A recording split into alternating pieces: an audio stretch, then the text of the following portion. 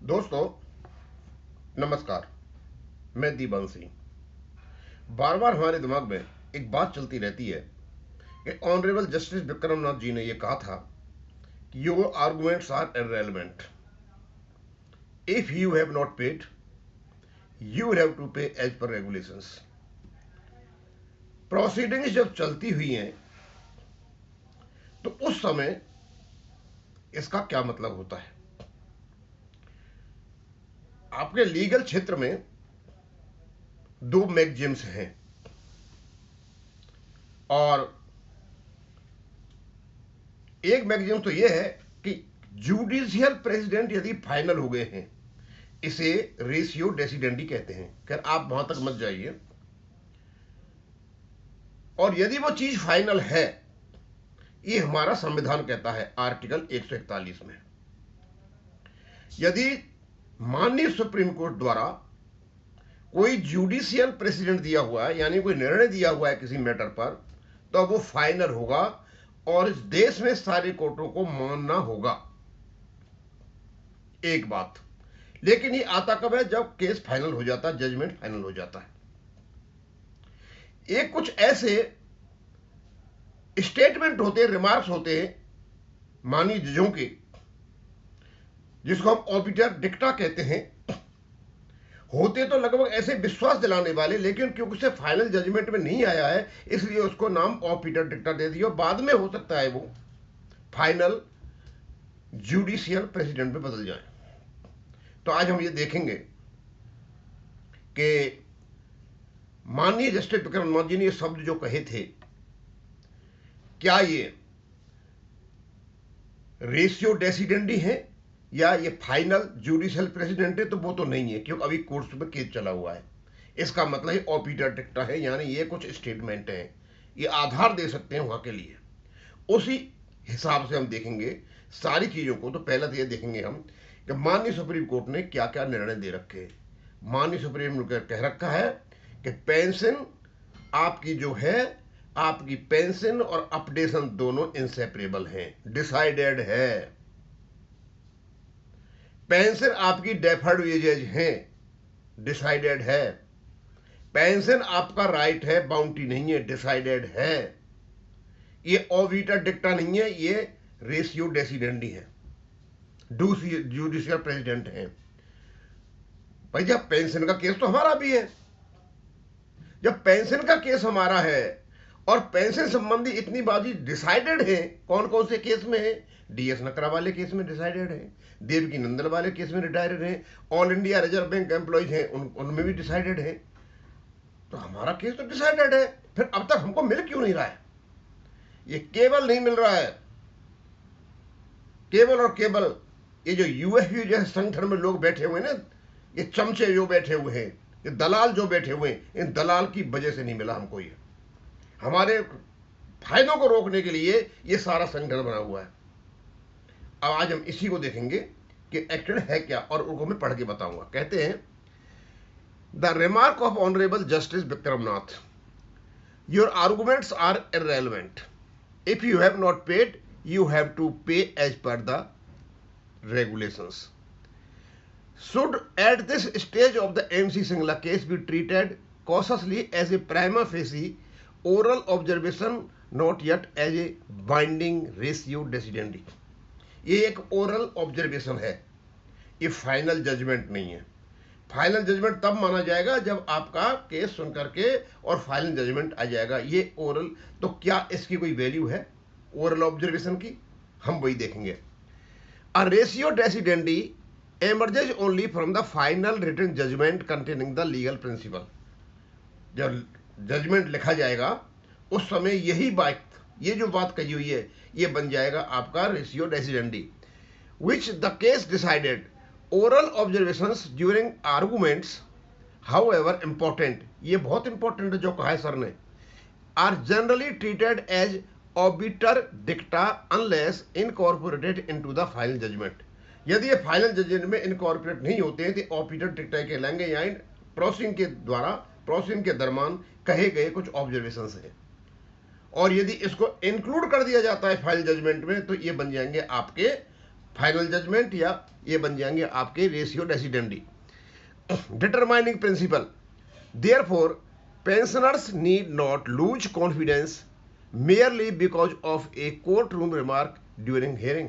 इसलिए अपना confidence lose करने की जरूरत नहीं है, ये बहुत इंपॉर्टेंट है। अब आगे बताते भाई, ये जो कुछ भी जज साहब ने कहा, इसको फाइनल जो जजमेंट है, ये रेशियो डेसिडेंडी है, उसमें इसको कैसे लिया जाए। कहते हैं in fact the observation can also be interpreted positively. अब इसको पॉजिटिवली इंटरप्रेट करने की जरूरत है।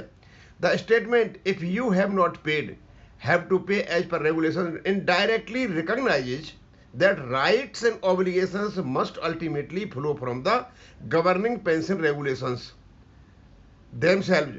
Once the court examines regulation 35(1), the 2003 का amendment, the historical parity with RBI and the statement record of the small committee, the court will necessarily have to determine whether updation flows from an integral component of pension under the statutory framework. अब आपके पास क्या क्या है, आपके पास अपना regulation है, आपके पास अपना हिस्टोरिकल फैक्ट्स है, आपके पास अपना क्या नाम है इसके आरबीआई सेटलमेंट के रिकॉर्ड स्मॉल कमेटी के हैं। ये सारी की सारी जो चीजें हैं, आधार है आपका फाइनल जजमेंट में इसको इनकॉर्पोरेट करने का। इसका मतलब ये हो गया कि जो कुछ उन्होंने कहा है उसके लिए हमारा आधार है, उन्होंने जो कुछ कहा है उसको सपोर्ट करने के लिए हमारे पास आधार है। अब सिर्फ आर्गुमेंट की बात है, हमारे जो लॉयर्स आर्गुमेंट करेंगे उस पर डिपेंडेंट होगा। Under the article 141 of the constitution of India, the law declared by the supreme court is binding on all courts and authorities. भाई कॉन्स्टिट्यूशन से बड़ा तो कुछ है ही नहीं, और उसकी आर्टिकल 141 ये कहती है कि सुप्रीम कोर्ट ने जो जजमेंट दे दिया वो सभी कोर्टों पर, ऑथोरिटीज पर लागू होगा। अब कोर्ट में तो आते हैं, आपका डिस्ट्रिक्ट कोर्ट आता है, हाई कोर्ट आता है, सुप्रीम कोर्ट आता है, जजमेंट में आएगा। ऑथोरिटीज, ये सारी ऑथोरिटीज है, बैंक ऑथोरिटीज, डीएफएस, इन पर भी लागू होता है। इन्होंने जो केस कर रखा है ये गलत कर रखा है। ये एक्चुअली क्या है, देश में कुछ छूट ज्यादा है, फ्लेक्सिबिलिटी। अदरवाइज सुप्रीम कोर्ट को एक एक्शन लेना चाहिए डीएफएस के खिलाफ और इन बैंकों के खिलाफ कि जब तुम्हारे पास रेगुलेशन है, जब हमने निर्णय दे रखा है 141 के अनुसार, तो आप इसका अपडेशन क्यों नहीं करते हो। ये तो सुप्रीम कोर्ट को पूछना चाहिए इन लोगों से। और क्यों हमारे यहाँ भीड़ लगा रखी है तुम लोगों ने मत इस पेंशन अपडेशन की।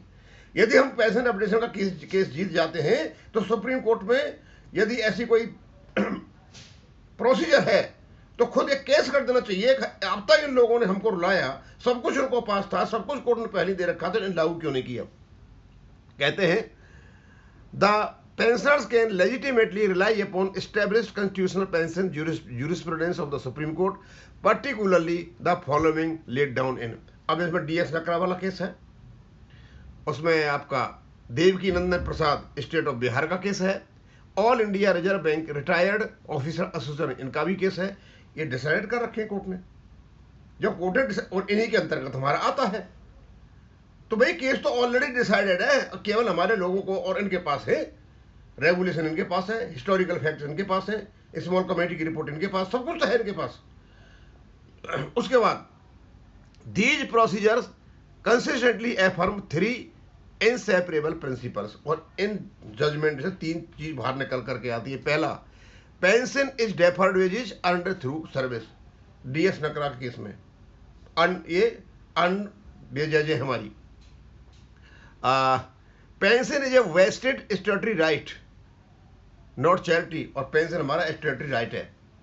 Artificial discrimination among similarly situated pensioner is constitutionally suspect, और आप अपने आपसे कट ऑफ डेट के आधार पर होमोजीनियस ग्रुप को नहीं बांट सकते हो, ये तो डिसाइडेड है, इसको कहां लेके जाओगे। अब therefore the court issues in the MC Singla matter is not merely financial burden but whether denial of updation defeats the constitutional character of the pension itself and if the court ultimately accept this pension. आगे, therefore the core issue in the MC Singla case is not merely financial burden but whether the denial of updation or correct itself denies accept the pension with periodic updation losses in the real value and creates handle discrimination between old and new retiree, then the jurisprudence under article 1441 strongly support the. अब कहते हैं कि जो old और नए pension में ये court बताता है कि हाँ इनकी रियल वैल्यू में कमी हुई है और ये नहीं हुआ, तो उन्होंने ले रखे थ्री कैलकुलेशन। यानी आर्टिकल 141 पेंशनर्स पर स्पष्ट रूप से लागू होती है, 14 लागू होती है, 21 लागू होती है, 300A लागू होती है। इसके लिए ऑलरेडी डिसीजन हो चुके हैं, नए डिसीजन की जरूरत ही नहीं है। उसके बाद है the fact that the matter was repeatedly remained before A special bench और कंटिन्यू एज ए पार्ट है। अब दो चीज़ और आपके पास है, ये पार्ट हर्ड केस है और ये स्पेशल बेंच के पास 2 बार जा चुका है, सुना नहीं अलग बात है। तो ये it self indicate that the issue involve and substantial and require authoritative adjudication. तो इसका मतलब ये हो गया कि इसका एक सब्सटेंशियल एडजुडिकेशन की और ऑथोरिटेटिव एडजुडिकेशन निर्णय की जरूरत है। वो अपने आप में वो भी इसमें एक 4 चांद लगाता है। Hence isolated oral remarks should not be viewed as the final judicial mind. The final judgment shown alone will determine the binding law and the existing constitutional process. तो इसका मतलब ये हो गया कि हम जब पूरे को इसको पढ़ते हैं तो केवल और केवल ये आर्गूमेंट पर आधारित है। और दोस्तों मैं एक बात बता रहा हूँ, बड़ी स्पष्ट रूप से बता देता हूँ, अब तक के आर्गूमेंट पर हमने देखा, मुझे एक ही एडवोकेट ऐसा लगा,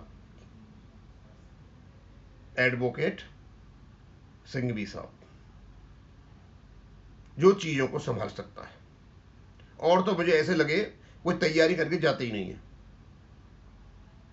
और उन्होंने संभाला हुआ है, और उनको भी प्रॉपर तरीका की ब्रीफिंग नहीं है।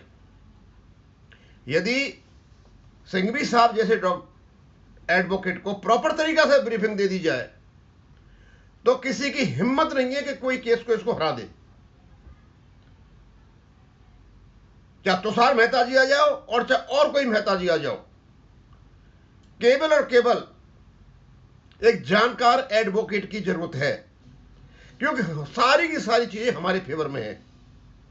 देखेंगे हम 29 मई तक हम थोड़े बिजी हैं, टाइम बहुत है हमारा, उसके बाद भी 1.5 महीना रहता है। हम कोशिश करेंगे सिंघवी साहब से मिलने की, और हम करेंगे उनको ब्रीफ कि सब कुछ क्लियर है, सब कुछ हमारे फेवर में है।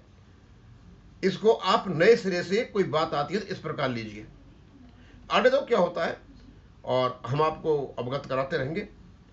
यहीं खत्म करूंगा। थैंक यू, धन्यवाद।